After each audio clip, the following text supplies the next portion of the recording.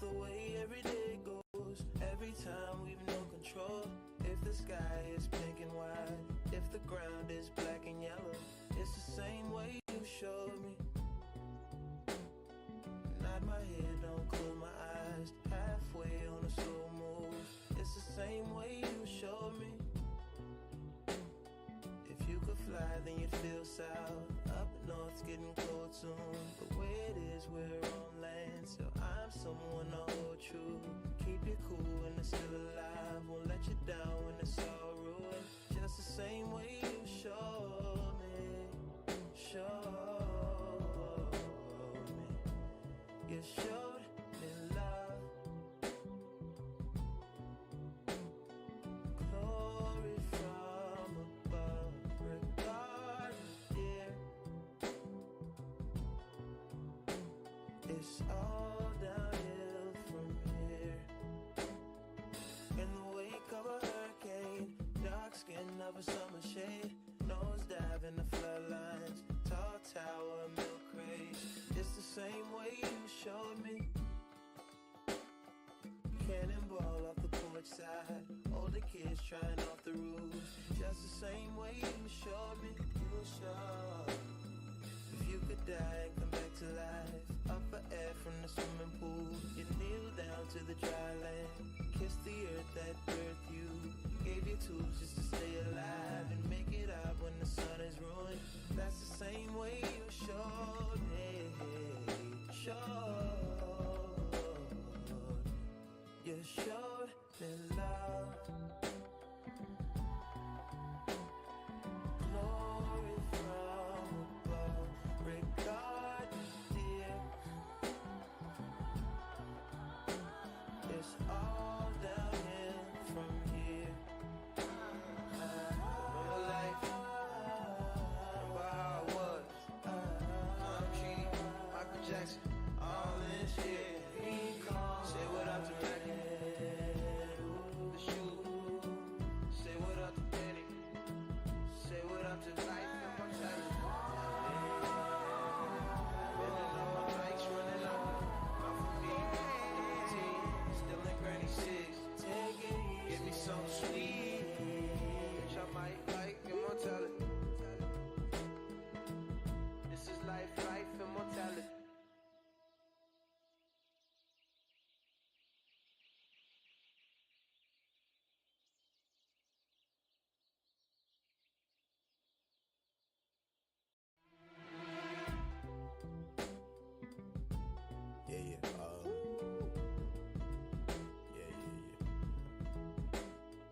That's the way every day goes. Every time we've no control. If the sky is pink and white, if the ground is black and yellow, it's the same way you showed me. Nod my head, don't close my eyes. Halfway on a slow move. It's the same way you showed me. If you could fly, then you'd feel south. Up north's getting cold soon. The way it is, we're on land, so I'm someone to hold true. Keep you cool when it's still alive. Won't let you down when it's all ruined. Just the same way you showed me. Showed me. You showed me love. Glory from above. Regardless, dear. It's all downhill from here. In the wake of a hurricane, dark skin of a summer shade, nose dive in the floodlines, tall tower, milk craze. It's the same way you showed me. Cannonball off the porch side, older kids trying off the roof. Just the same way you showed me. You showed. If you could die and come back to life, up for air from the swimming pool, you kneel down to the dry land, kiss the earth that birthed you, gave you tools just to stay alive and make it out when the sun is ruined. That's the same way you showed me. Showed. You showed me love. Glory from above.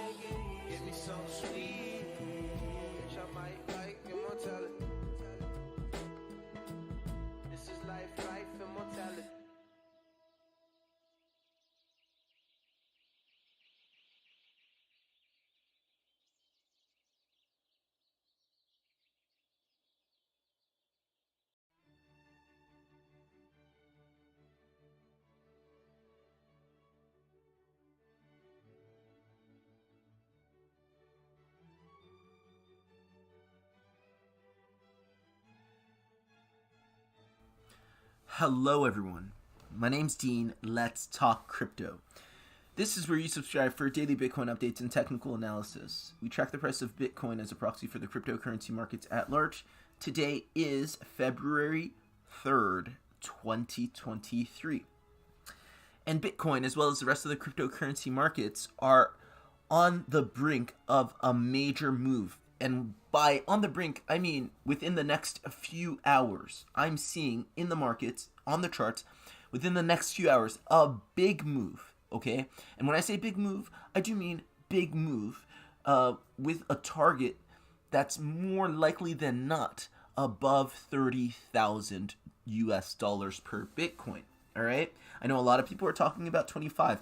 A lot of other people are even telling you that brace for a move down, Bitcoin's going down, there's a CME gap at 19 or something like that. You know, people are saying all kinds of things, but as I've always said on this channel, do your own fucking research. It is 2023, it's high time you make use of the resources you have available to you. There's AI, there's, you know, tons of free resources. Learn a bit of technical analysis so that you can stop being lied to, okay? And you can stop sort of taking in terrible information from people who don't even know how to set up a chart. All right, so anyway, let's look at this. Let's start off with Bitcoin, right? It's called the Daily Bitcoin Update.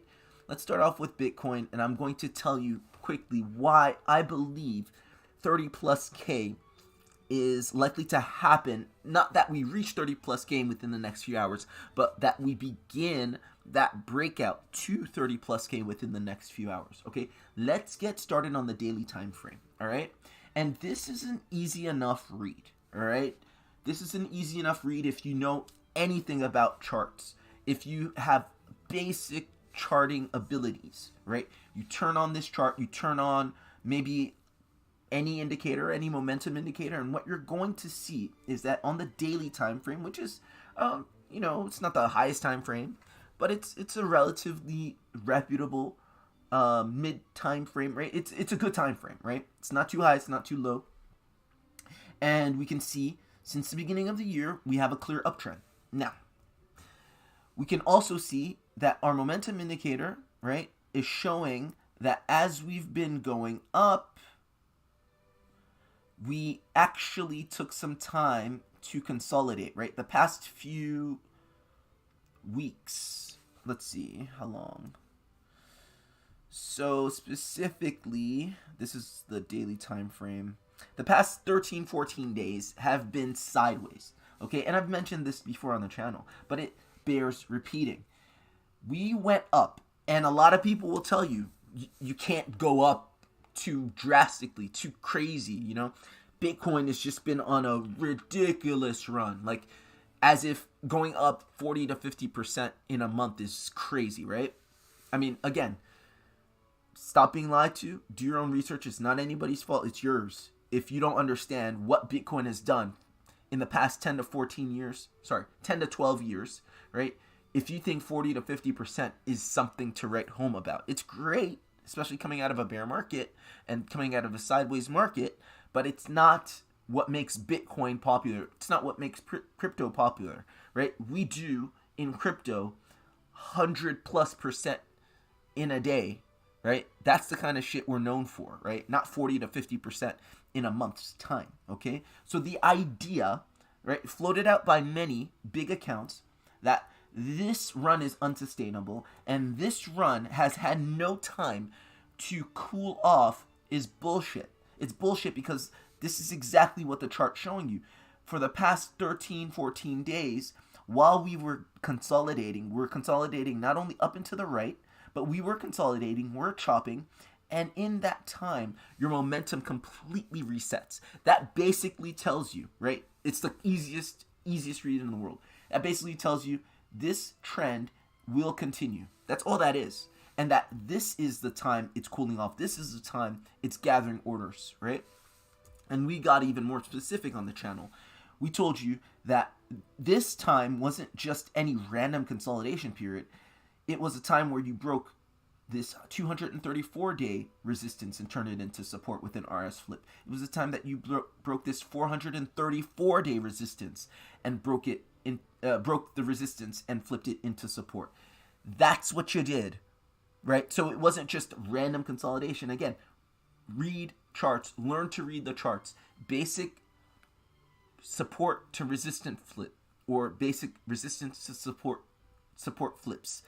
That's basic support and resistance technical analysis, and that's basic charting. That's very, very useful. Okay, let's turn off our momentum indicator because we made the point.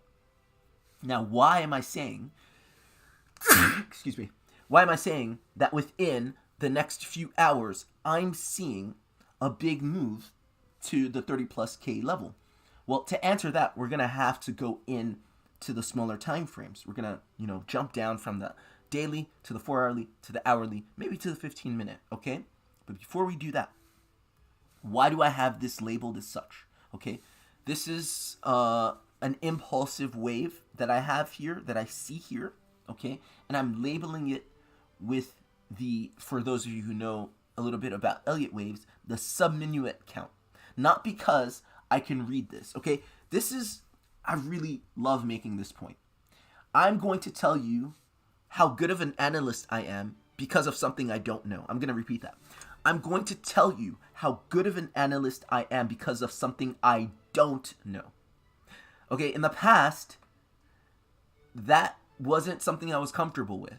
And that showed my immaturity as a technician. I wanted to know everything. I wanted to figure everything out. This right here is an impulse, right? This is an Elliott wave impulse. It is an impulsive move that we've been putting in since January 1st of 2023. And I can't read it, and I don't care to read it. You like that? I can't read it, and I don't care to read it because it's not important. My primary task is to recognize the trend, recognize the mode of price action, and take advantage of it, and take a measured risk whereby I have an edge and I'm making money. I'm either betting short, or I'm betting long, or I'm accumulating, or I'm preparing to distribute. That's it.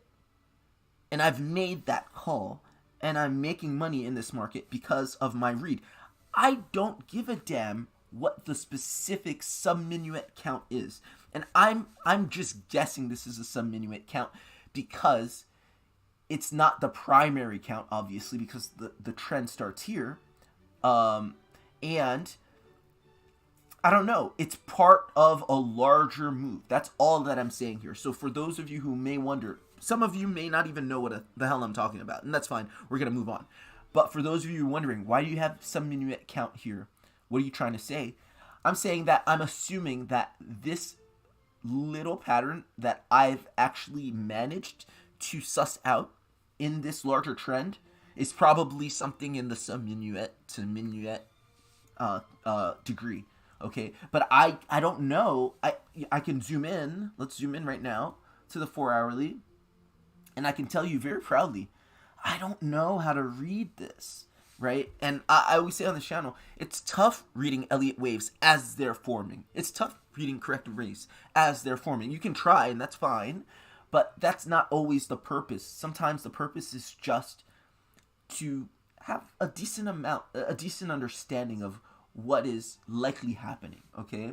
So, like, what do we see here? Was this a leading diagonal, perhaps? Where was wave 2? What was wave 3? What was wave 4 in the primary degree? I don't know, and I don't really care, okay? And this is why I like to rely when I can't really make sense of the Elliott wave count, or is a little difficult. And it's difficult to read a strong trend because there's all kinds of extensions, there's all kinds of leading diagonals, all that stuff. But what I want to do is I just want to look at the support and resistance. The big support flipped into resistance. The big resistance turned into support. I know we're continuing. Big resistance turned into support. I know we're continuing. That's all I need to know. Okay. Now, having said all that, on the 4-hourly time frame, you'll see something that I want to point out. Actually, let's look at this on the hourly time frame. Okay, so why do I say Bitcoin within the next few hours? That's quite specific, yeah. Within the next few hours, we'll start this trend to 30 plus K. It's because I recognize on the smaller time frames in Bitcoin's price action, two things. One, I recognize a leading diagonal. For those of you who don't know, in Elliott wave theory, there is such a thing as a leading diagonal where you get wave 1, wave 2, wave 3, wave 4, and wave 4 is a little bit deeper of a retracement than usual.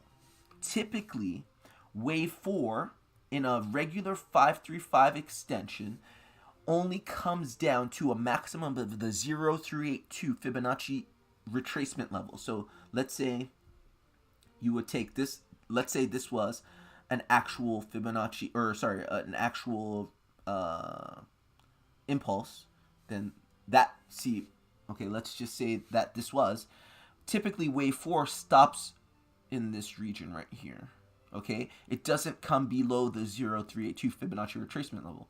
But then in a leading diagonal, you see wave 4 come to almost the 0.50618 Fibonacci retracement level, as you can see here. Okay, just a quick schematic. You can read about this, and I really encourage you to pick up a book, pick up Prechter and Frost, pick up whatever respectable Elliott wave manual, and revise these concepts if you're not familiar with them. If you're serious about charting using Elliott wave analysis, right? Just don't take my word for it.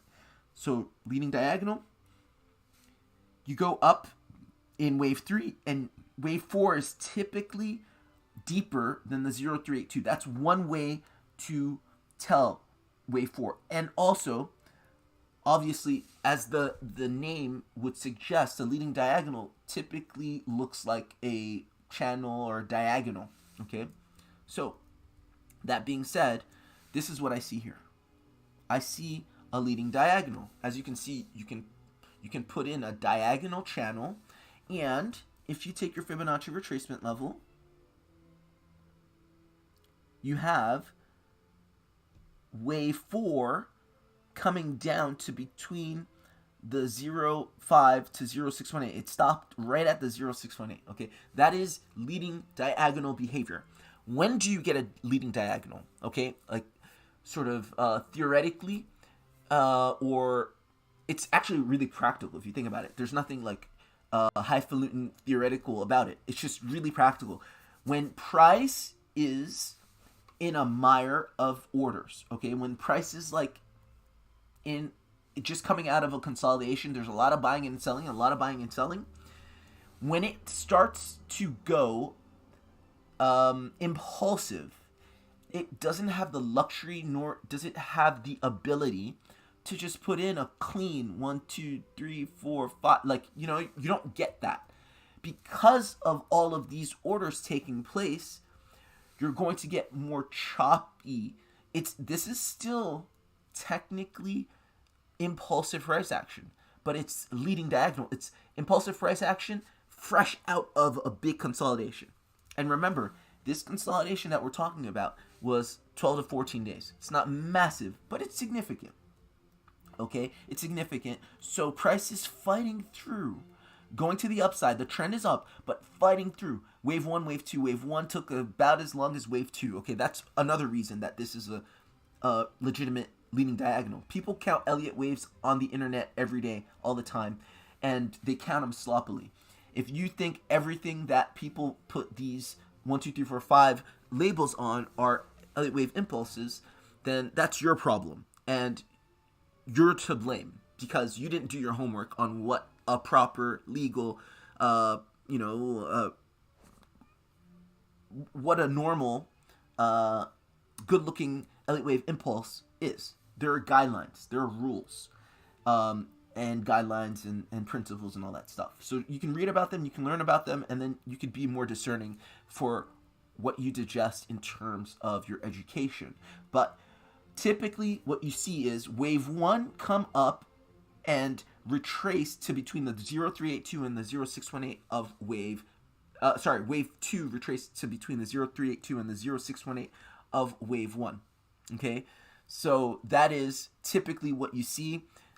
People telling you that wave 2 retraces beyond the 0618, and that's not a wave 2. But I'll let you figure that out. There's a whole group of people, a whole contingent of serious traders that believe that wave 2 retraces beyond the 0618.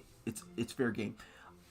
Again, if you do your homework and if you really look at the charts and you study the charts and you understand what corrective price action is, AB bases are, you never see that, ever. I've never, ever, ever, ever, ever seen wave 2 come beyond 0618. When I say beyond, I'm not talking about a wick, a small wick, but actually go all the way down to the 786 and beyond. Never. Okay? So, also, wave 2 will take about the same amount of time, more or less, as wave 1. Okay? So, this is one reason I'm confident in putting this label, wave 1, wave 2 here. Okay? Not everything that you see, you could just put wave 1, wave 2. Okay? So, I put that wave 1, wave 2. And then the other thing is, okay, I'm skeptical. Is this really a wave 3? Because it could just be a corrective wave. So what did I do? I measured it. What do we know about wave 3? Wave 3 typically targets between the 1618 and the 2 Fibonacci extension of wave 1, retracement of wave 2. So I took my wave 1, my purported wave 1, my retracement of wave 2, and I saw, right here. That's my orthodox low. Okay, and I saw that wave 3 hit between the 1618 and the 2 Fibonacci extension. That is what you would expect in a typical wave 3. So it gave me a little more confidence, right? Again, I'm using data. I'm using the actual, these principles, these guidelines to print this wave count. And again, a lot of people don't understand this. They think everything that has to do with Elliott wave is bullshit because it's completely arbitrary. And I know it seems that way, but there's a lot of bad analysis, and it's your job to figure out what's good analysis, what's bad analysis. There's tons of shitty Elliott wave analysis on the internet. People who have no clue what it is, but they're printing it. They have a lot of followers. That's your job. Not their job. They can do whatever they want to do. It's a free country. It's your job to discern. So wave 3 is likely coming between 1618 and 2. That really gives me a lot of confidence to say, okay, this is wave 1, wave 2, wave 3. And then I looked at wave 4 coming down to between the 0.5 and the 618 of wave 3. I'm like, ooh, I think I know what this is. This is a leading diagonal. And then I looked at the larger context. Oh yeah, this is a big range where price was consolidating for a couple weeks, and after this triple three, we called it, right? WXYXZ, right? After this triple three WXYXZ, we then put in this leading diagonal, which is at the same time a leading diagonal, at the same time your consolidation reversal. It kind of serves double duty. I know this is complicated. It gets complex. I'm getting into the weeds. But, small time frame Elliott wave analysis, you have to get into the weeds. I'm confident on this. And so this gives me the idea that this is wave 1, wave 2, wave 3, wave 4. After that is wave 5. Now, why 30K plus? That's the next bit of this analysis on a small time frame. Okay, what do we know about leading diagonals? And for this understanding, there's no point in reinventing the wheel. This analysis, this work has been done in the past by serious people, okay? It's not up to you to just buy it and, regurgitate the information and blindly follow. No. You take in the doctrine, the dogma, whatever, the prevailing opinions, and then you exercise it and use your discernment to see, okay, well, is this true? Am I seeing this in my own observations of the market? There are certain things in Prechter and Frost, 11th edition, and yes, There are 11 fucking editions of this manual. That's how established Proctor and Frost are as Elliotticians, and that's how authoritative they are. Despite that, when they said AB bases don't exist, I was skeptical. That skepticism saved me not only a lot of money, but a lot of headache, because I then was able to read what markets were doing given Ralph Nelson Elliott's idea of AB basing, right? And it's how you could take Elliott wave theory and Wyckoff analysis, and they say the same things because AB bases exist. Without the existence of AB bases, there's very little commonality between Wyckoff analysis and Elliott wave theory. And actually, Elliott wave theory is a shit show without AB basing. It's literally really arbitrary. There's very little rhyme or reason for when you start putting in your impulses. And I think that's what a lot of people experience, and that's why a lot of people say it's bullshit. But I guarantee you it worked. My portfolio can prove it. And it's not just my portfolio, it's the consistency of how I see these larger patterns in the market. Yep. So anyway, I think that's a wave 4, and with this wave 4, we get a wave 5. And what's the sort of the theory behind leading diagonals? Is that they extend wave 5. So wave 1 through 4 are what we would call concerted, right? And why are they concerted? It's because wave 4 came down a little more than usual, right? Because typically in a regular 535 extension, wave 4 only comes down to between the 236 and the 382. I understand this is super wonky. I understand this is super technical, but it's not that complicated. So please stay with me. If wave 4 is a little deeper than usual, then this is also why you get an extended wave 5. Does that make sense? It's not for nothing. It's because price is essentially not only printing an impulse, but also at the same time, it's putting in a consolidation. And that consolidation that you see here, this leading diagonal, is the cause for this effect. And this effect is a massive breakout that's beyond what you typically get for a wave 5. Does that make sense? So anytime you see these leading diagonals, you can expect an extended wave 5.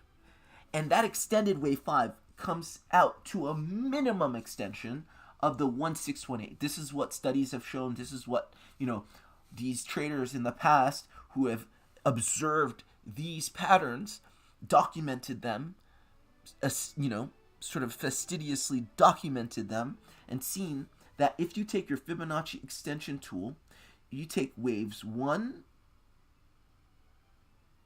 through 3, and the retracement of wave 4, wave 5 typically extends to a minimum of the phi ratio. Again, a minimum of the 1618 Fibonacci extension of waves 1 through 3, retracement of wave 4. Okay? On this channel, I'm not just telling you what I believe. I'm telling you why. Technically, like what the technical basis for my calls are.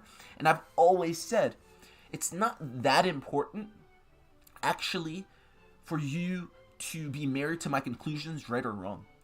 What you should really be careful, or what you should pay attention to, if this channel is of use, and what's the main purpose of this channel? It's educational. That's why I go through the process, because if you can learn from this, you can do it yourself, and you can make money yourself. You can read the market yourselves, all that stuff. You don't have to depend on me. You don't have to depend on anybody for their calls, their conclusions. You can do your own analysis. That is the purpose, okay? And so when I say minimum extension of the 1618, you don't have to trust that. You can verify it. Open up Proctor and Frost and look at leading diagonals and that section, and then you can read about targeting extended wave 5 in a leading diagonal. And so when I say minimum, that is important, because it doesn't mean that our target is 26,217 on this chart. A lot of questionable experts will tell you 25K, Bitcoin's going to 25K if it makes it there, and then, once we get there, it's likely that, we go down again or something like that. Just doesn't even make any sense, because this is a high, but it's not a level. There's no connecting other point where this was established as a strong support or resistance. It's inane that so many people, one person says it on a channel with some following, and then everybody just repeats the same thing, like parrots, like sheep. Okay, 25K is not a level where price is like, oh no, 25K. It's not it's not technically significant, other than the fact that that was a high, but it's, again, not technically significant. So that's one reason. The second, obviously, we saw that the phi ratio extension's at 26, but typically what you do in these volume gaps, and this is a volume gap. How do you know it's a volume gap? Let's now take another step back on the weekly time frame. Okay, what do you see here? This is a previous high, okay? And this is pretty much the highest Bitcoin had ever gotten, okay? After this level of 20K, right? It went up, it did some consolidation, distribution, it came down, accumulated, it's going back up. There is nothing, absolutely no trading here. There's no trading here. So if we hit, and we're essentially in this, having left this area of consolidation, which we're pretty much leaving right now, we are in a volume gap. So don't expect for us to have any kind of resistance, significant resistance in this volume gap. Does that make sense? This is why, like, if you zoom out, if you think about this extension, this wave 5 extension, for whatever degree this is very likely to extend at least the distance of this volume gap, right? Very little resistance in that volume gap, okay? So let's zoom back in to see more what that looks like. Let's go on the 4-hourly time frame. Again, I give you the whys, and you can make your own mind up. And you could say, wait, Dean, that's false. Extended, leading diagonal extended wave 5s don't extend to a minimum on the 1618 or whatever. You can make your own mind up. That's the whole purpose. But you got to learn this stuff first. You don't have to be an expert, but just learn a little bit so you can be discerning. That's the whole point. Or else you don't know up from down, so anybody can sell you any bill of goods, and you have no idea if it's completely fraudulent. So once we get up to here, I would say now we've reached some what I would call significant resistance in Bitcoin. Okay, in Bitcoin. Other assets, no, but in Bitcoin, I would say that this level here, as evidenced by what price has done, it's showing me that there's something here. There's some resistance. Let's clean that up. At this level, I would not be surprised if we came and met some resistance there, had to consolidate a bit before continuing. Does that make sense? And now, let's go back to extending. Let's go back to our technical analysis of the extension. So once again, I'm going to pull the Fibonacci extension tool, take waves 1 through 3, retracement of wave 4. Okay, and I'm going to extend that, and you can see these. So a little bit of a footnote. You're seeing this Fibonacci extension tool that I've set up with what I believe to be significant points of extension. Okay, it's not random that I have the 1618. Obviously, that's a phi ratio. the 618, that's a phi ratio, right? They're both phi ratios. For those of you, this is basic math, right? The 618 is basically the inverse of the 1618. The inverse of 1618 is the 618. That's the golden mean, okay? They're the same thing. They're just different sides of the same coin, okay? I have the 1236 and the 786, obviously, the 0.5, the 382, the 236. All those are common in Elliott wave analysis, right? I know Gann really puts a lot of emphasis on the 0.5. So a lot of these are extensions of the school of analysis that I use, right? In Elliott wave theory, we use a lot of 236 and all that stuff. Anyway, when I'm doing my extensions, what do I have? What explains 2618, 3382, 3618, 4236, all that stuff? Okay?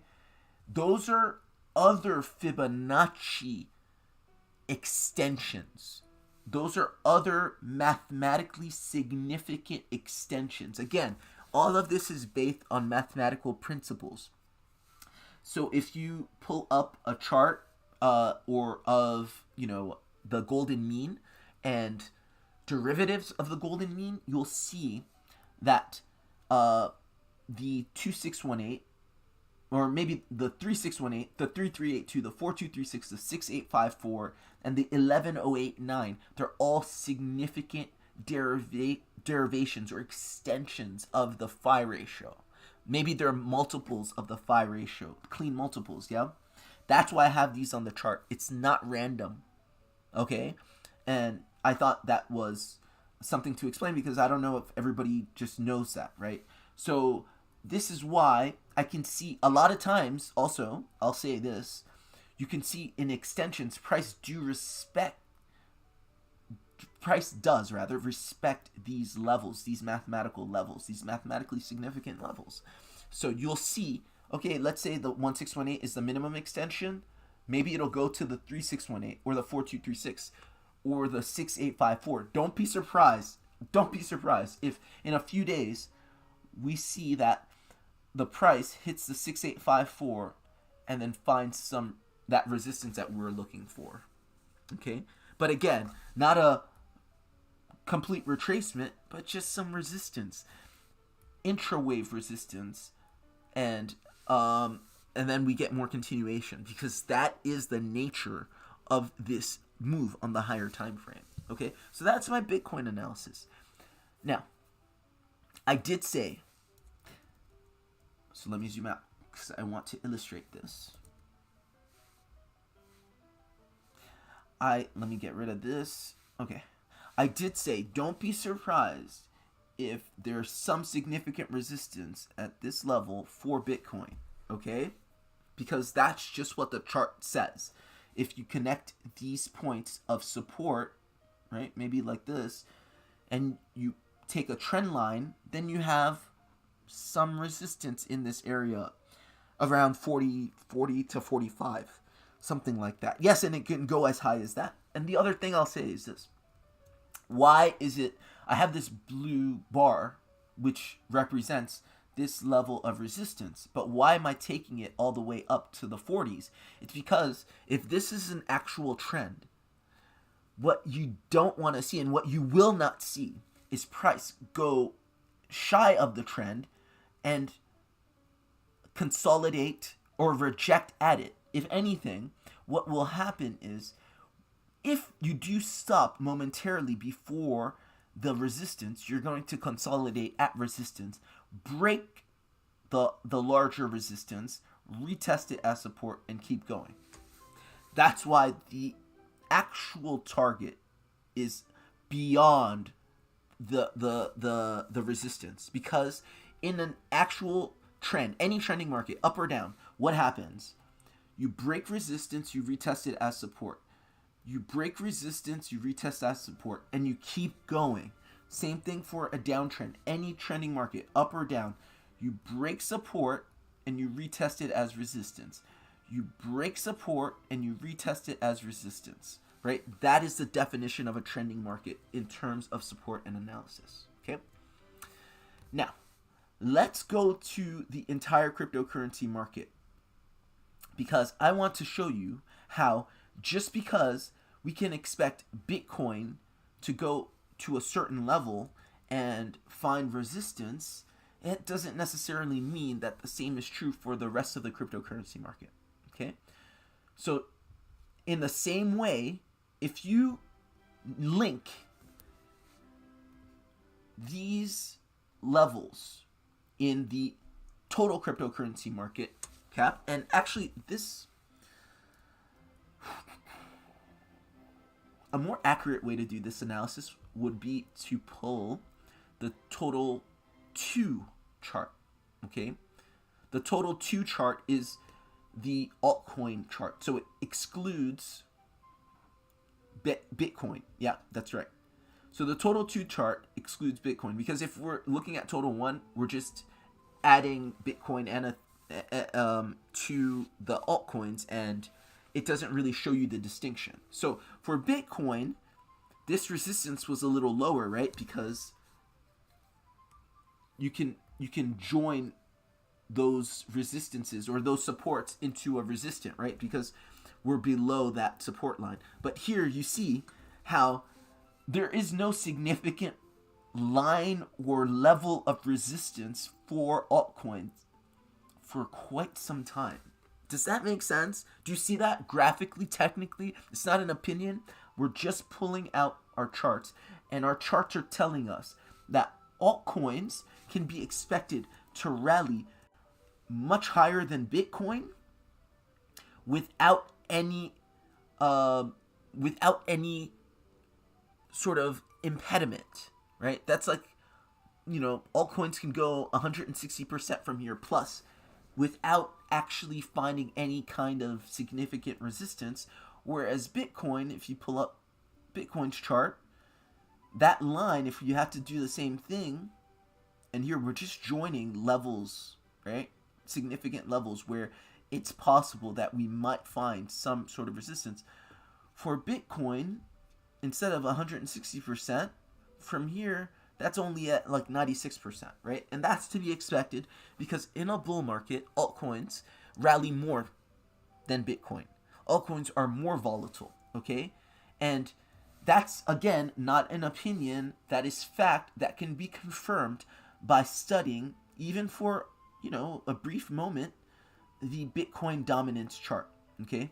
What have we been saying? And this is what, I mean, look, I'm not trying to break my arm by patting myself on the back, but I'm just saying, like, if you guys are paying attention, and a lot of people aren't paying attention, a lot of people are so zoomed in on what's happening today and what happened yesterday, all that stuff, pay attention to the general high time frame reads. Not just, for what you consume, because there's a lot of fraudulence out there, but for your own analysis, for your own portfolio. What you want to do is have a high time frame thesis, and that high time frame thesis built on good data, not some nebulous kind of a frothy idea that you're just married to for no reason other than, I don't know, I just always believe this and I want it to be true, right? The Fed is going to print more money this year. I know it. So the price is going to go up. What evidence do you have? Okay, well, it's because this, that, and the third. Like, do you know that? Like, it's spurious at best, right? But when we're talking about technical analysis, we don't have to resort to that. We can just look at data, and that data, if in the past it's given us every single time this happens, then that happens, then we can, with a high degree of probability, rely on that. Do you see what I mean?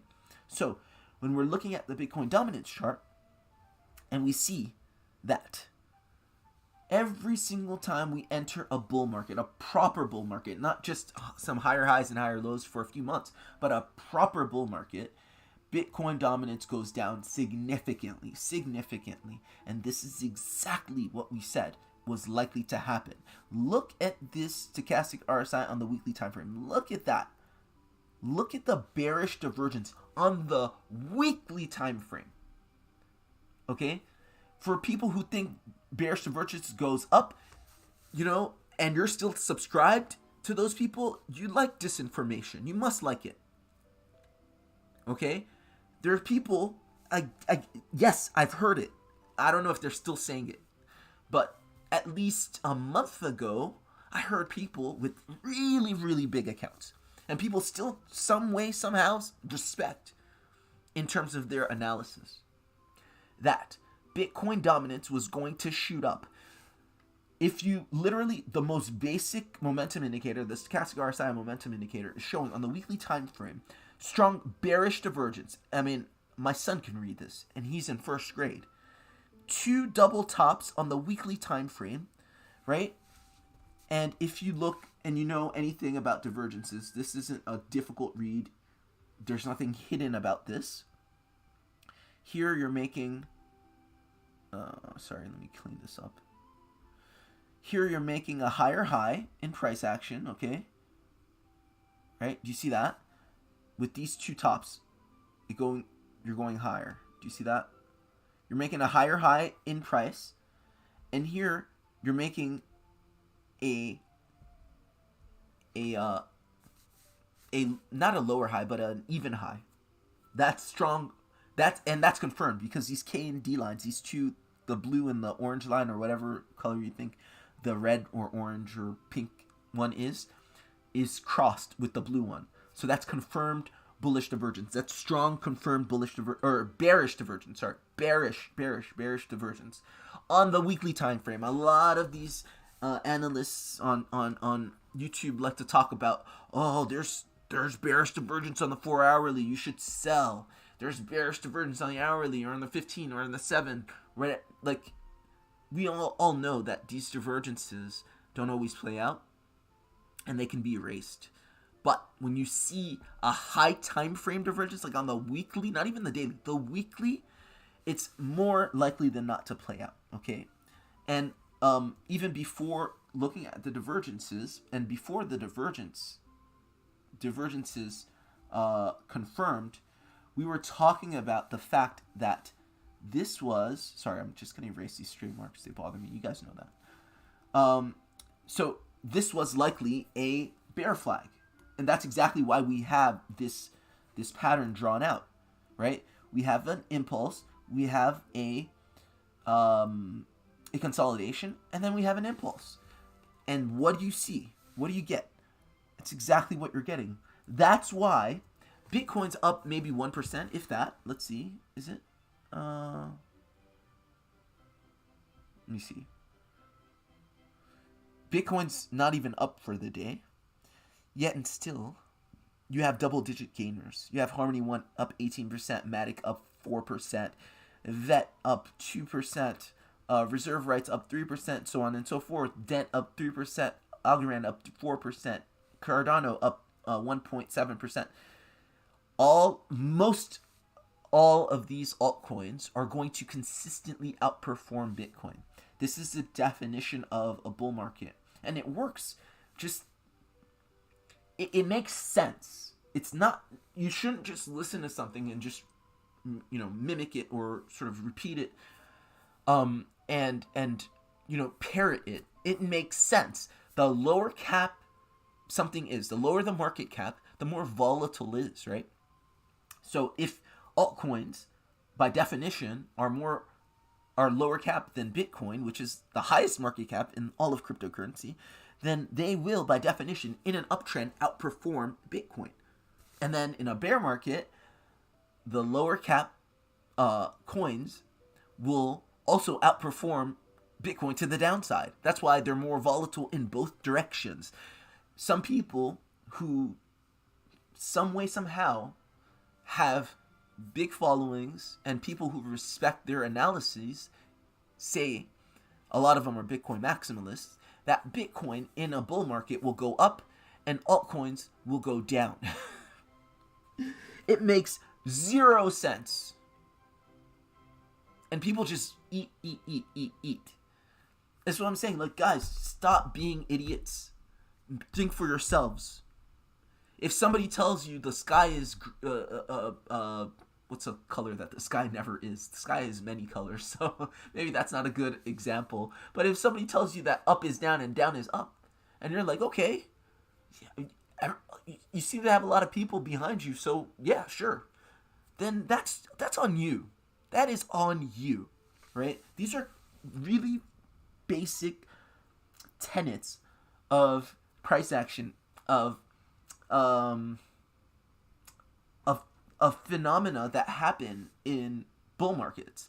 And the difference between catching a bull market and being left out and being left on the sidelines is not understanding these basic tenets, because you're just, you're not thinking. You're just consuming. You don't have original ideas, or you're not skeptical. You don't give anything a second thought. Somebody says something, you're like, oh, yeah. Come on. It's just, it's so widespread. It's shocking. But I guess it shouldn't shock me, but it does. It does.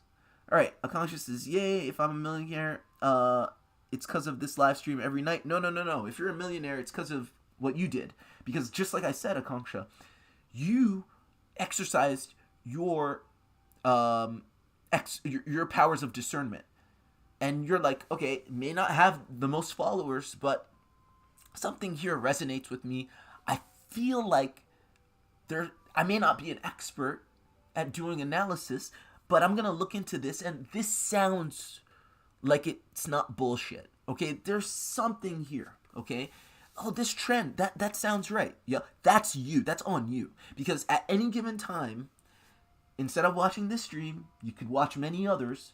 And there's nothing wrong with watching other streams, but you could watch a stream that literally says the opposite and do the opposite and miss out on a once-in-a-lifetime opportunity. I don't know if this is once in a lifetime, but it's close to once in a lifetime, because when's the last time you're going to experience, when's the next time you're going to experience a wave 3, a proper wave 3 impulse in the entire cryptocurrency market, right? When we're looking at the total cryptocurrency market cap.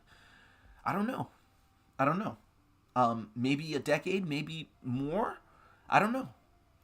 So Akash says, I just have a small amount invested, yet I take it seriously. You know what? Another thing, and I told this to myself, you don't need much to make it. A lot of people made millions off of hundreds. That is the power of cryptocurrency. This is why it's so popular. This is why the ups are so high and the lows are so low. It's that volatile. You can make it with a little bit and make life-changing money. And with that life-changing money, keep building into more life-changing money. It's possible. But I think you increase your... I know a lot of people talk about dollar cost averaging. And yeah, there are virtues to dollar cost averaging. But a lot of people who say that don't want to deal with actually learning anything about technical analysis, because they're just like, this is beyond me, or it doesn't work, or whatever. And a lot of them already have made money, and they can dollar cost average significant amounts into positions. There's nothing wrong with dollar cost averaging, but what's wrong with, while you're dollar cost averaging, learning about, basic technical analysis so that you can increase your odds of quote unquote making it, selling towards the top or near the top, buying near the bottom. There's nothing wrong with it. But you have to start off with the concept or the idea that it's possible. A lot of people don't even think it's possible to sell the top or buy the bottom. Okay, and then they don't even bother, trying to learn technical analysis. So yeah, if you make it, that's you. Pat yourself on the back, because nobody's making you, watch or consume content that helps you. If you go to the library, you pick up a book that changes your life. You went to the library, you read the book, and not only did you read the book, that you applied it. A lot of people in my life I spoke with personally about buying Bitcoin, about buying crypto, right? Of all the people, maybe one person, maybe two people out of dozens actually did it. And I think that the people that said they did it. But, very few people, because, that sounds too good to be true, right? The discernment level, whether they trusted me or not, they exercised their own judgment. So, all right. Okay, so we're looking at the total crypto market cap. Okay, Bitcoin dominant. So yeah, do you expect altcoins to continue to outperform Bitcoin as you're seeing today? And this will continue on, okay? And we demonstrated that on total 2, okay? Why that was likely, okay? So you can see it in Bitcoin dominance, and actually this is the primary cause, and Bitcoin dominance basically just shows you what you're seeing here, right? Bitcoin dominance goes down because this goes up, not the other way around. All right, so that's total 2, and I did say in the next few hours we can start to see a move up to the 30 plus K region. All right, and so I'll address that first. Okay, so to do that, I have to go in the small time frames. Got to go back to the hourly time frame. So what do I say the next few hours? It's because in terms of levels, if this indeed is a leading diagonal, you can see that we're at the bottom. We're at the base. We're at the level beyond which we cannot go if this is going to be a leading diagonal. Okay, the maximum retracement for a wave 4 in a leading diagonal is this 0618 region. And we're right now consolidating at this 0618 region. So in the next few hours, to maintain this pattern, as that you can see right here, this leading diagonal pattern, something like this, yeah, we're going to have to bounce off of this. You see how you can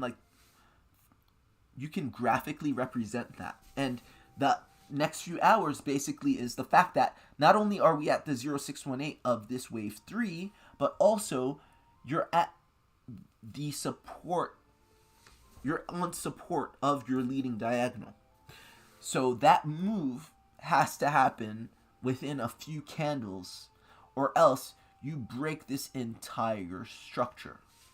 So that's how I came to the conclusion that it was likely that not only within the next few hours we move, but also that we reach 30 plus K. Okay? And lastly, with Bitcoin, you can also use your indicators corroboratively. Okay? So if we turn on our turn on our hourly stochastic RSI, you can see that it's headed down, and the next few hours should have it down to these levels, to the bottom, to oversold territory, completely oversold territory. On the 4-hourly time frame, you can see that you're even closer to the bottom, and actually you might stop here and do something like this, okay? 15-minute time frame, you can see you're completely bottomed out. You're waiting for that move up. On the daily time frame, you can see that you're completely bottomed. You're basically waiting for that move up. So your momentum indicators corroborate your read of price action. So I hope everybody sees that. Again, I'm not here trying to tell you it's going to go up and it's going to go down just out of nothing. I really want you guys to see my process. This is exactly my train of thought for why I believe, we should get a move up within the next few hours and to that level. Just like in school, right? Like, they don't care if you think, if your teacher asks you, answer this question, what's the greatest thing that happened in your life? If you just say, it was, when my 13th birthday, that's not what they were looking for. The assignment was to maybe write an essay, a 5-paragraph essay in detail, right? The process by which you came to that conclusion. And that's why you do those 5-paragraph essays, to really demonstrate your train of thought, your syllogistic thinking. And so it's not about what it was. The teacher really wants you to exercise your process. And so that's the educational bit, not necessarily the conclusion. But so many channels, so many different sort of places that give crypto analysis don't go into any process or are minimal in their exposition of the process. And the process is heavily dependent on indicators. And, that's not a process. So if your math test consists of you plugging and chugging into a calculator, that's not a good math test. That doesn't really help anybody involved, right? In any case, I think this is all obvious. If you use your powers of discernment, your ability to be skeptical, and really if you're interested in learning and not just getting answers from random people, then this is also clear to you. Let's look at some altcoins, shall we? So we looked at Bitcoin dominance, great. We looked at total crypto market cap. Did we look at total crypto market cap? I know we looked at total too. Did we look at the total cryptocurrency market cap? I wanted to say quickly how. Okay, I didn't make this point. I'm gonna make this point real quick, and then we'll move on to altcoins. This is relevant, actually. So let's go into the total crypto market cap, and we can see here we have the same thing going on. So let's go on the 4-hourly time frame. You can see basically here you have that leading diagonal again, and that is another point of data that corroborates that it's confluent with my read on Bitcoin, right? If I look at Bitcoin on the small time frames, I look at the total cryptocurrency market cap on the small time frames, and the analysis gives the same conclusion, then I'm that much more confident in the read. Again, wave 1 and wave 2, you can measure it. Wave 2 comes between the 382 and the 618 of that wave 1. Wave 1 and wave 2 take around the same amount of time. I'm confident in labeling that as such. Then wave 3, okay, is this a legitimate wave 3? Once again, I take my trend-based Fibonacci extension tool, take wave 1, retracement of wave 2, and I see that wave 3 hits between the 1618 and the 2 Fibonacci extension. So again, my wave 3 is run-of-the-mill, what I would expect the length of wave 3 to be, okay? And then my subsequent wave 4 happens to come between, once again, beyond the 382. So let's get rid of this. I do this not because, I want to show off or anything like that. It's because I want to make sure that these reads make sense before I label them, So that's what I'm seeing here as well. I see this, a corrective pattern, breaking the 0382, showing me that, this is not a run-of-the-mill 53535 extension. This is more of a leading diagonal. That's the only instance where you get a wave 1, wave 2, a wave 3, and then a wave 4 that breaks the 382, a leading diagonal. Okay? And these tend to happen, once again, when you're just leaving a consolidation region, and you're both impulsive and consolidative all in one. Okay? Not a lot of people talk about these, but this is where you get them. And so, again, if you want to project it, you take waves 1 through 3, retracement of wave 4, and you target at minimum the you target at minimum the phi ratio, the 1.618. So that's 1.145 trillion minimum extension. But again, what I would do is go on the high time frame, look at the volume gap, and then look for the next major resistance level, and then target a little bit above that because it's likely to break that, come back down, retest it as support before continuing. Okay, so that's my read. It's basically the same read I have on Bitcoin, but on the total crypto market cap. Okay, now let's get into altcoins specifically. So Akansha says I bought some more crypto today, just 10 cent, 10. I don't know what CNT is in fiat now. My portfolio is almost done. And let's ride to the top and make generational wealth and freedom. Sorry, excuse my ignorance. I don't know what the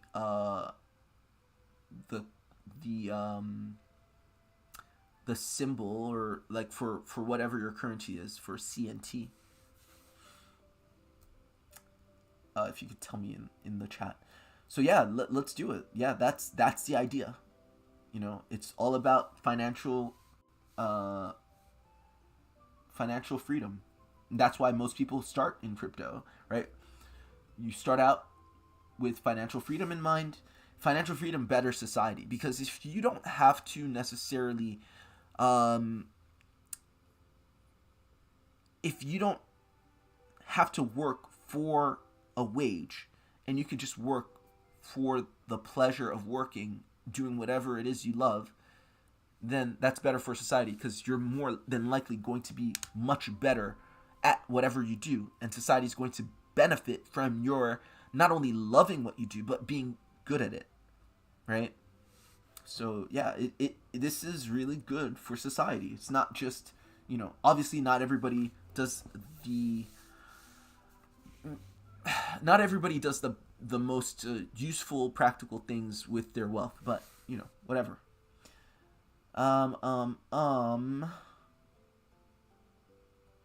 We're looking at altcoins.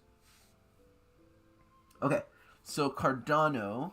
So yesterday we were talking about how we were consolidating right at resistance, which was really bullish, and that's exactly what happened here.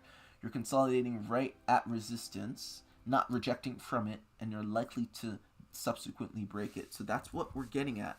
Cardano hasn't yet done it, but it's getting really close. So this is the hourly time frame showing us this.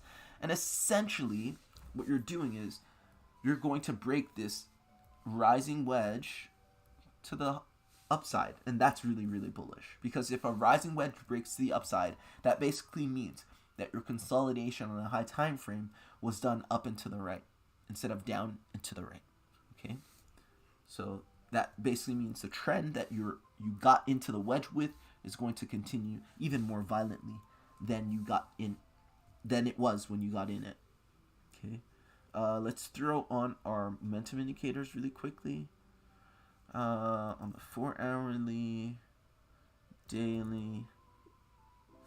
Yeah, I think the daily really illustrates this. So, as you could see on the hourly and the 4-hourly, you can see some overbought price action, but it's really confusing because on the smaller time frames, in a true trend, you're going to see overbought or oversold price action just sustained. So on a strong downtrend, again, don't take my word for it, back test it.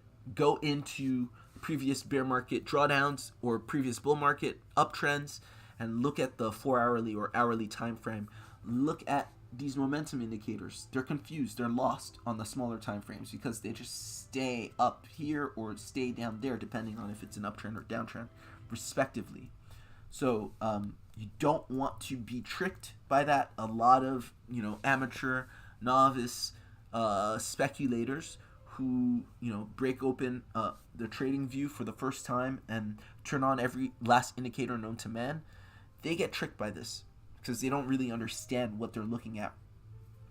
But what you want to do is zoom out, go on a higher time frame, and that really tells the story. So this is also why we're going to stay on the daily time frame. The daily time frame here illustrates this beautifully. You went up, you consolidated. While you consolidated, you reset your momentum back down to oversold territory. Extremely bullish.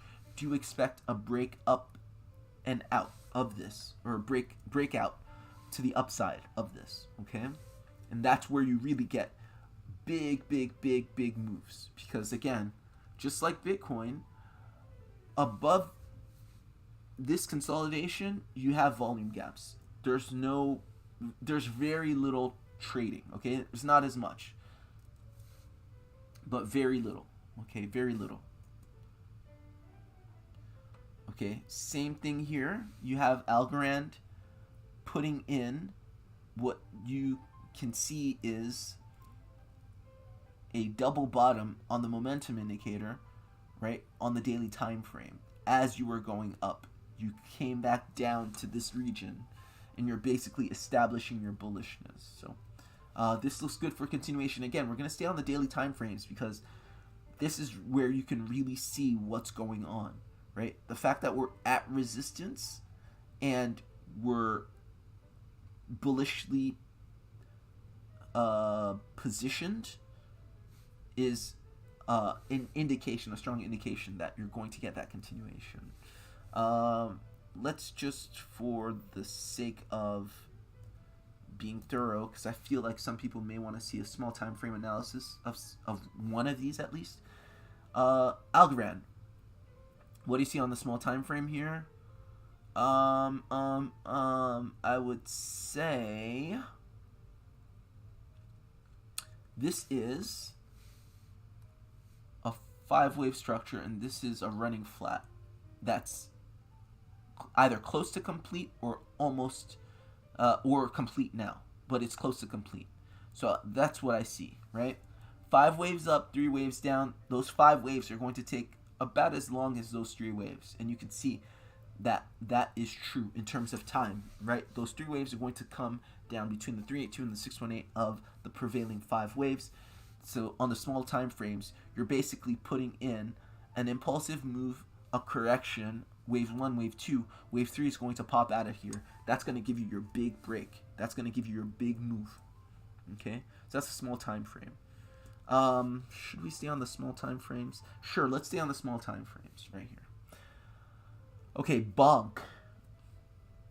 So on the hourly time frame, you can see this is still what it was. Let's turn off the momentum indicator because it's a small time frame. It's not going to be that informative, right? Because we're trending. So as I said yesterday, this is a massive Wyckoff accumulation channel or an A-B base, right? Big A, big B, small B, and then a pivot, right? This is big A, this is big B, this is small A, this is small B, this is your pivot. This is your breakout. When this breakout happens, don't be surprised if it goes and goes and goes. Why? Bonk just came out last month. We're in February. It came out in January. There's very little resistance on that side because it just came out. So it will quickly get into what we call price discovery, right? Where buyers and sellers fundamentally have to decide on a fair price for the asset. And when it does go into price discovery. And what else is in price discovery? Just off the top of my head, optimism is in price discovery. I don't have the chart for it, but I was watching Crypto Lifer this morning. He's a serious analyst, by the way. He's not, fraudulent. He's serious analyst. I may not agree with, his method of trading, but I respect his process. I respect the way he goes about doing his work. Like, he's serious. He's a serious analyst. He doesn't just make shit up. Okay, I'll say that. So Crypto Lifer was talking about optimism and how it's going into price discovery. Something like Bonk will also quickly go into price discovery, and that's when you will see 100% plus daily candles, and it's just going to keep going on and on and on and on. And the move there is just to get out of the way. Just get out of the way and let it go. Don't get overly excited about selling, because understand, on a high time frame, the entire cryptocurrency markets is likely to go up for a few months at least. So let it do what it does, okay? Not financial advice, but it is.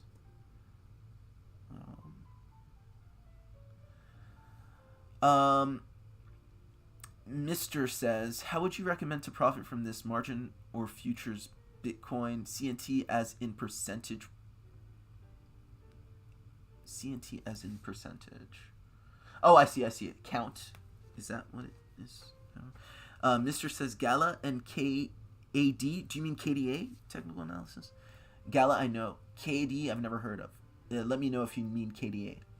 And I'll have a look. Okay, so that is... Okay, let's answer that question real quick. So how would you recommend profit from this margin or futures? If you're not in trades, so I don't really go into... I don't talk about, how I take trades, because so trading, I learned how to do technical analysis first, and I'm still learning how to do technical analysis. I don't think it'll ever end. I'm always getting better. I'm always learning something. But I first focused on technical analysis. This is an answer to your question, Mister. First focused on technical analysis, and I thought, oh, I'm pretty good at this. I can predict this or that with a high degree of probability. I should be decent at trading. Let me try my hand. I started trading, and I realized it's another ball game. I used my skills in technical analysis, but I wasn't. There's a whole new set of skills that I had yet to really grasp that I needed to be successful trading futures, trading margins. So I'll say this. If you have no clue and you're not adept in trading margins futures, you don't know your platform, you don't know how to add to your margin, you don't know how to calculate your liquidation point either manually or automatically, all that stuff, this isn't the time for that. The time for that was back in the bear market when we were sideways for 234 days. You can, start to learn that kind of stuff, build your positions. At this point in time, right, and this is just general advice. I'm not saying that it applies to you. Maybe it does, maybe it doesn't. But this is what I would do. If I wasn't very adept in future technical analysis, I would just do what Akanksha seems to be doing, is buy spot and buy. And you don't have to worry about any liquidation points. Just buy, whatever you can at these points in time. Understand that you're riding a trend that's likely to last 2, 3, 4 months. And that's it. Keep it real simple. That's what I would do. Like, I personally am in a number of margin or leveraged trades, but that I've built. And, especially once we break out within the next few hours, and some assets that we will look at have already broken out, right? Like Optimism is already broken out, Harmony One is already broken out. They start to get a little too volatile, and your margin for error decreases. So you have to be that much better at knowing, what leverage to take and how to set, how to protect your downside risk, all that stuff. So it gets that much more complicated trying to get into margin positions the further in you get into these trends. So I would say if you're not already keen or really skilled in that, there's no reason to take them. You're just going to lose money, and you can make plenty of money as it is because we're still kind of early. All you need to do is buy a spot and sit on your position, sit on your hands. A lot of people are going to sell way early, especially when Bitcoin gets into the 6 figures. A lot of people are going to sell, and they're going to get scared off. They're going to think that's the end. The savvy high time frame speculators that can read a chart, they're going to sit on their hands, and they're going to take that hit of that retracement, but then watch as things bounce from the bottom of that retracement, because we're not going to make a lower low, right? Maximum retracement is 0.618, and they're just going to make more and more and more and more. I'm just going to really quickly say this because I need to. So we looked at the DXY yesterday, and we're saying how this red band was resistance, likely resistance, and it did present momentary resistance, but you see we clearly broke it. Now, some people will say, yes, I knew the DXY is bullish. There's nothing bullish about this, okay? Even as it made a quote-unquote higher high. People love higher highs and higher lows. There's a whole slew of traders that think technical analysis is all about making a higher high and higher low. By that logic, this is bullish because this was the high, the previous high that you set, and you just made a higher high. But guess what? There's nothing bullish about this. This is exhausted. What you're seeing is distribution here, and you're coming down, okay? I'm not going to go too deep into this. I'll let you do your analysis. But if you can just use your simple, nice momentum indicators, you can see your 4-hourly time frame is exhausted already after a move that just got started. Your 4-hourly trend is exhausted. It's overbought. Your hourly trend is exhausted. It's overbought. Your 15-minute trend is getting there. It's getting there, okay? Your daily trend, let's see, where is it? it's at the top here. It's overbought. So understand, there's nothing bullish about the DXY. It did this consolidation, come back up, but it's coming back down. It went back up to come back down. That's all I'll say. Okay, I thought it was important to address it, and I did have it to talk about, but I guess I forgot about it. In any case, let's move, because I do have to pick up my son later. So Dent, this is doing what the last altcoins we said was doing. It put in a wave 1, wave 2 situation. How do you know it's wave 2? It's because the time it takes for this wave 1 and the time it takes for this wave 2 are comparable. Also, you have your 382 Fibonacci retracement, which is the minimum retracement of a wave 2, hit. So you know that whatever happens here is likely a continuation to the upside. Okay? So that's Dent. Dodo, same thing. Big resistance, you're consolidating at resistance. Okay? You put in wave 1, wave 2, it looks like, and you're continuing up. Okay? So that's Dodo. That looks really, really bullish. Dogecoin. Okay? Here, you can see it looks as if you had a wave 1, wave 2 situation here, and that's of the larger degree. 1 degree under. Think Russian dolls, okay? The larger Russian doll, the smaller Russian doll. Wave 1, wave 2. And then wave 1, wave 2. So 3 Russian dolls I see here. Sorry. 1, 2, 3.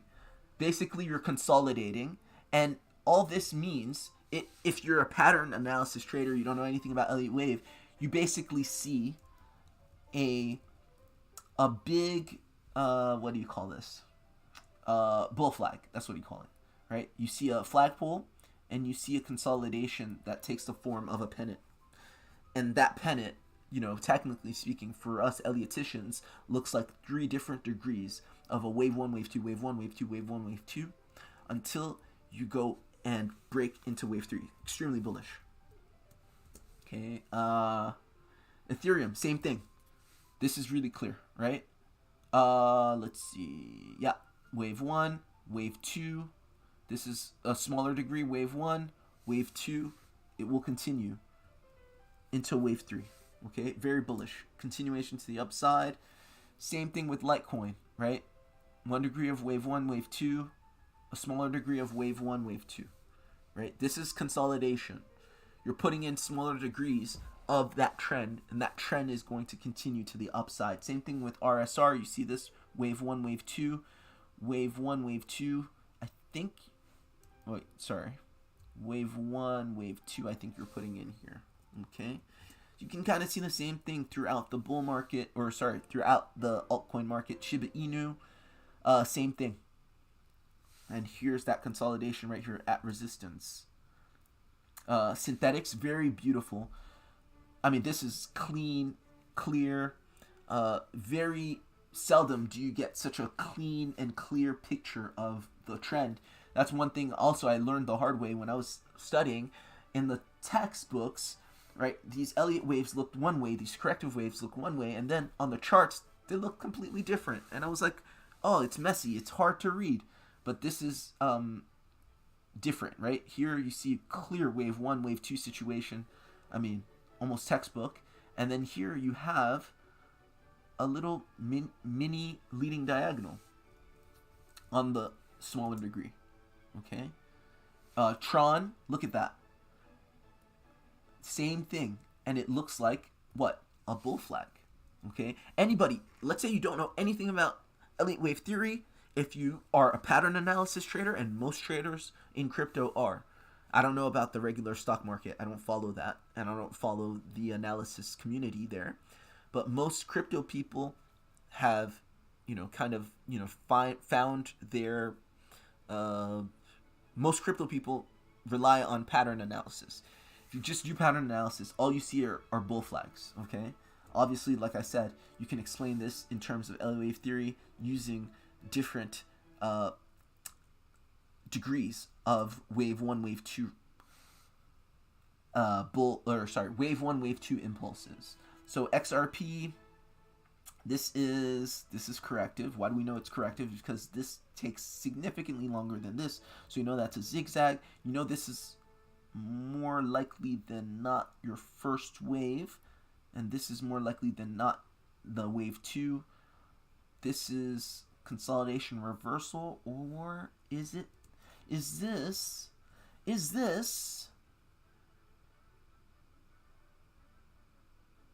so in XRP, what we may be doing here is forming a type of leading diagonal, okay? And sometimes in the leading diagonal, your time for wave 1 and wave 2 will be a little off. Wave 2 will take a little longer than wave 1. I don't know. But this does, in any case, look like a trend that's consolidating and moving up. And just in terms of pattern analysis, you can see you have these inverse head and shoulders that are forming. So that's XRP. Zilliqa, similarly, I would say that this may be corrective. It may be impulsive. I'm not exactly sure. But you do know that the move, the general trend is up, right? Whether this is pure impulse and you're in wave 1, wave 2, you're going to get a wave 3, or this is a zigzag, this is wave A, this is wave B, you know you're going up with wave C, okay? This is just small time frame analysis for these altcoins. All right, here you have what I believe is a nice wave 1, wave 2 situation with a wave 1, wave 2 on the smaller degrees. I think I see 3 degrees of wave 1, wave 2 for VeChain. Okay, Theta token, I would say wave 1, wave 2, and then a leading diagonal. Okay. Again, I'm not going into any depth here because it's pretty much the same thing. Here for Telcoin, I see this as corrective. I see actually, this may be a leading diagonal. Wave 1, wave 2, wave 3, wave 4, and then you're getting into that wave 5. That's the first thing that jumps out at me. But yes, it's bullish. It's bullish, and obviously you're looking to break that higher time frame resistance there.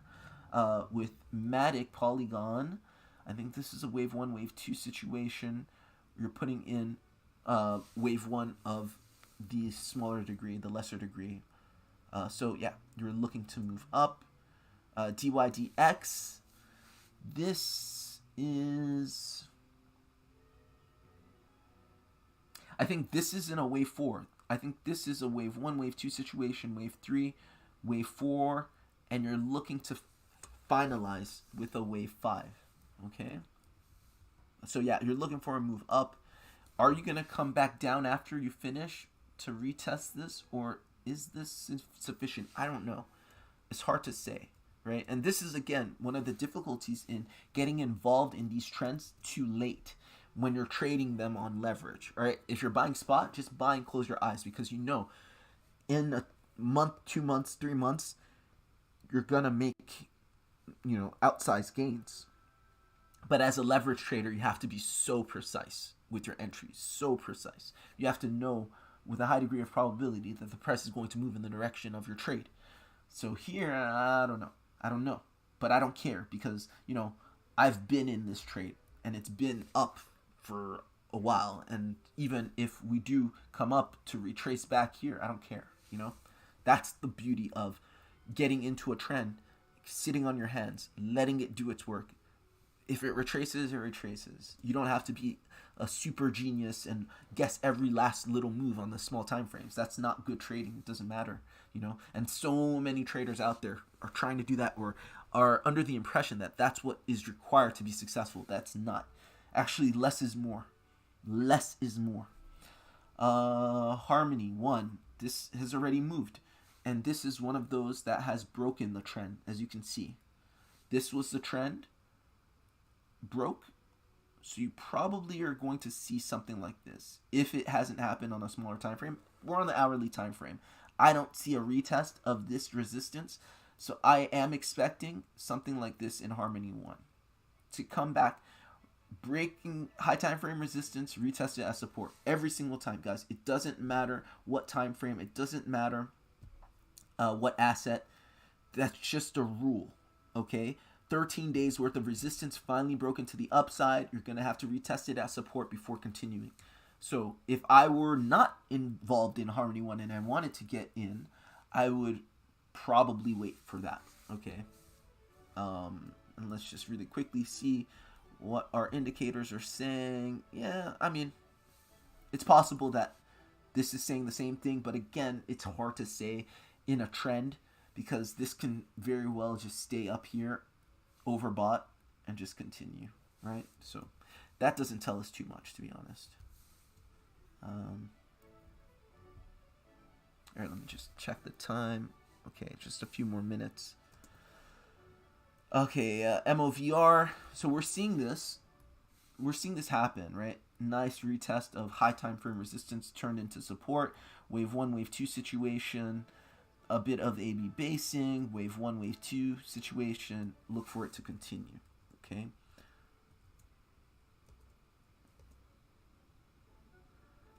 Self-key. This is definitely some sort of a corrective pattern that goes, this is a super running flat, okay?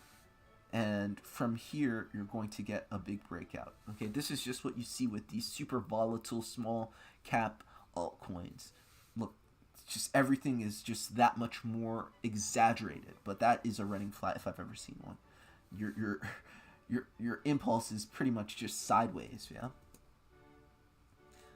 And that's pretty much it. So let's add for Mr.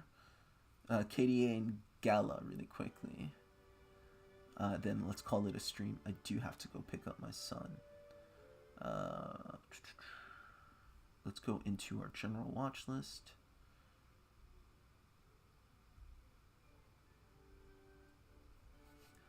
So KDA, let's organize by symbol. Gala I should have. Do I have it? Okay, let's add Gala. I probably don't know. Okay, let's add the Binance. Or should we have USDT? I'm partial to tethered charts these days. Okay, so let's zoom out. When we're looking at something we haven't looked at, we just want to get a good idea for what we're looking at. This is old. I don't know when I put this in. I don't know what. Yeah, I don't know when I put this in. It's always interesting to pull up random charts because I've done this so long. I've done this for so many hours. There's not a chart. There seems to be not an asset that I haven't looked at and marked up in some way. But it's what's interesting to me is what frame of mind and where was I in my analysis, how I looked at charts. Like it doesn't really make it kind of makes sense to me, but it's like, why would you do that? You know what I mean? It's like a different person did this analysis, but I can kind of see what I was doing. I was looking at this as a corrective wave back in 21. I was saying this is going to be a corrective wave somehow. I'm not exactly sure where it's going to end. Maybe this is the end, so I have the Y wave ending here. Obviously, this was a range, but then that broke down, okay? And that's probably why I had the arrow there. I thought it was going to break down more. I don't know. In any case. High time frame, this is one massive corrective wave. Massive corrective wave. And are we going in full impulse here? Maybe, maybe not. I don't know. But it's likely. It's likely. It's possible. It's also possible that this is part of more correction, and we don't go into full impulse. But we'll see. So on a high time frame, definitely going up, right? Because this seems to finish, so you now have to go up, and you seem to have a level of support here. So you've moved off of the bottom. Now, because we've gone up for 1, 2, 3, 4, yes, there's a lot more upside. Yes, there's a lot more upside. And another thing I'll say is this looks a lot like what you see in Bitcoin. Consolidation. In consolidating up and to the right, you reset. So that's really bullish. Okay? So do expect this to continue to the upside. So yeah, that's pretty much it. Do expect it to continue the upside on the really high time frame, weekly. You know, I can't really set any targets because the entire context is corrective. So on the smaller time frames, you can see a lot of, let's see,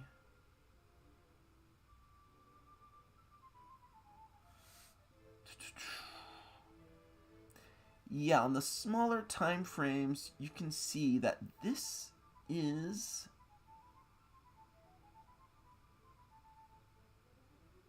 and this is gonna explode. Whatever this is, it's going to explode. If it's it looks like a complex correction, one contiguous complex correction that you've been in since early January. It's going to explode. So basically the move here, if you're trading, is you want to buy support. Okay, this is support, this is support, this is support, this is support. This is close to as close to support as you're going to get. Why? Because if you zoom in, you can see that you're starting to go impulsive. That looks like a wave 1, wave 2, wave... wait. Let's see. Let me dive in here before I say that. Let's see.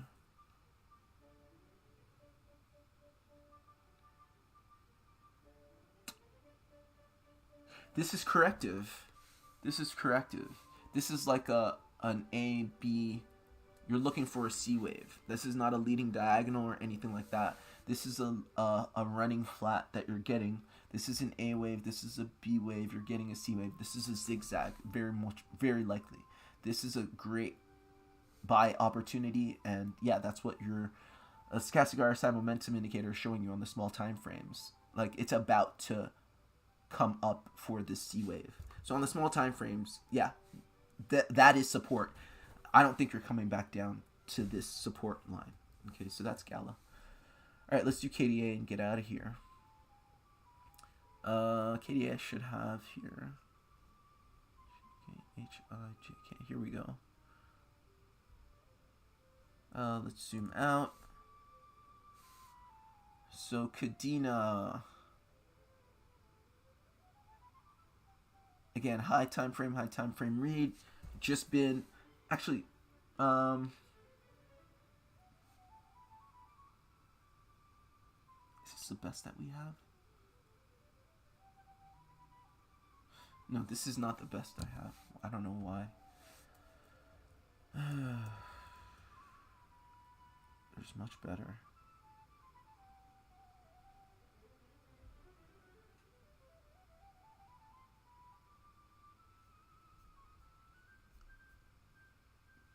Where's the other KDA chart that shows the higher time frame? Or is that all we have?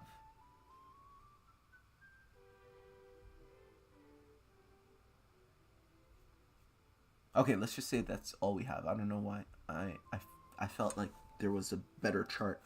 In any case, this has been in a downtrend ever since, okay?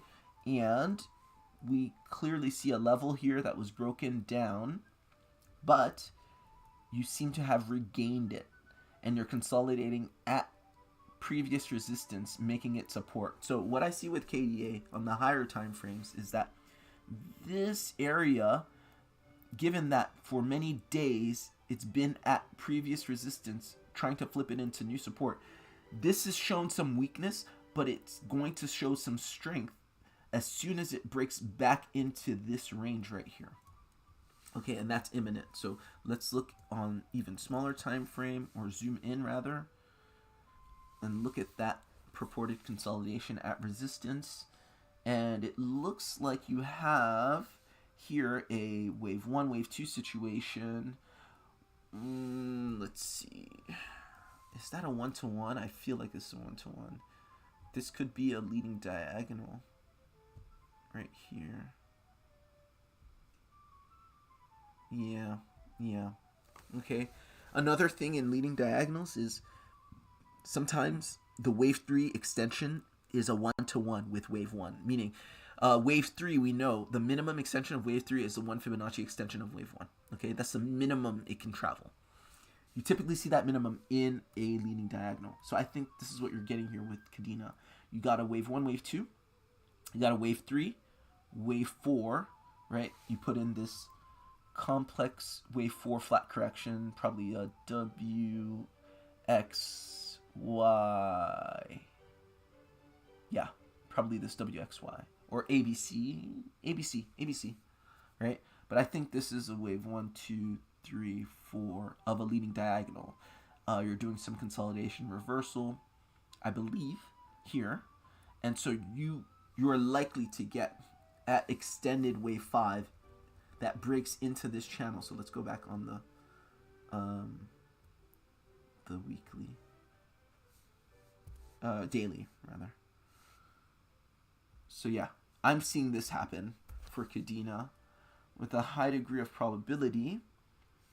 You're going to break back into this channel with that extension. But again, because you're going to break into the channel on the smaller time frame, it's high resistance. You're going to retest it, right? So expect that retest. But all in all, you get back into this channel, you're going to find some significant resistance at the midpoint, because we all know in any channel, the midpoint is resistance when you're below it, support when you're above it. So don't forget, breaking into a strong resistance, turning it into support, you're going to do that. At the midpoint, you're going to break it, turn it into support. And then finally, you're going to break the top, turning it into support. So I could see Kadena matriculate back up and through this channel. It's going to take a little bit of work. In terms of an investment, I don't know where it's going to go, but it's still going to be... This is going to experience a lot of resistance working through this channel. So Kadena is going to be one of those that, while everything else is flying, it's not going to show as much upside, but it's still a good investment because of where you're at. You're still really depressed and you're going there. It's just going to be a little slower than others. All right.